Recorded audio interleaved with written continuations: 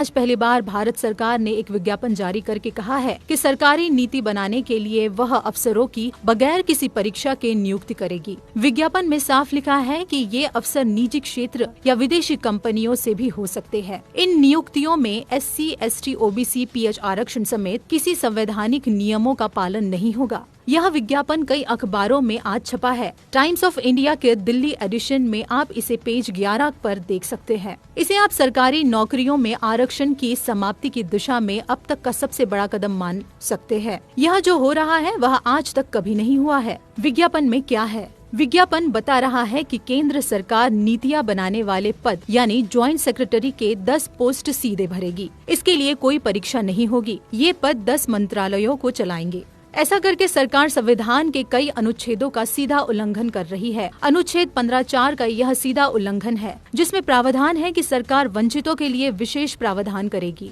अनुच्छेद 16(4) में लिखा है कि सरकार के किसी भी स्तर पर अगर वंचित समुदायों के लोग पर्याप्त संख्या में नहीं है तो उन्हें आरक्षण दिया जाएगा। ज्वाइंट सेक्रेटरी लेवल पर चूंकि SC, ST, OBC के लोग पर्याप्त संख्या में नहीं है, इसलिए उनकी नियुक्ति में आरक्षण न देने का आज का विज्ञापन 16(4) का स्पष्ट उल्लंघन है। अनुच्छेद 15 और 16 मूल अधिकार है, यानी भारत सरकार नागरिकों के मूल अधिकारों के हनन की अपराधी है। इसके अलावा संविधान के अनुच्छेद 315 से 323 में यह बताया गया है कि केंद्र लोक सेवा आयोग यानी UPSC होगा, जो केंद्र और राज्य सरकार के अधिकारियों को नियुक्त करेगा। अनुच्छेद 320 पढ़िए, article 320, functions of public service commissions. It shall be the duty of the union and the state public service commissions to conduct examinations for appointments to the services of the union and the services of the state respectively. ऐसे में सरकार UPSC को bypass करके और बगैर किसी परीक्षा और आरक्षण के अफसरों को सीधे नीतिगत पदों पर नियुक्त कैसे कर सकती है?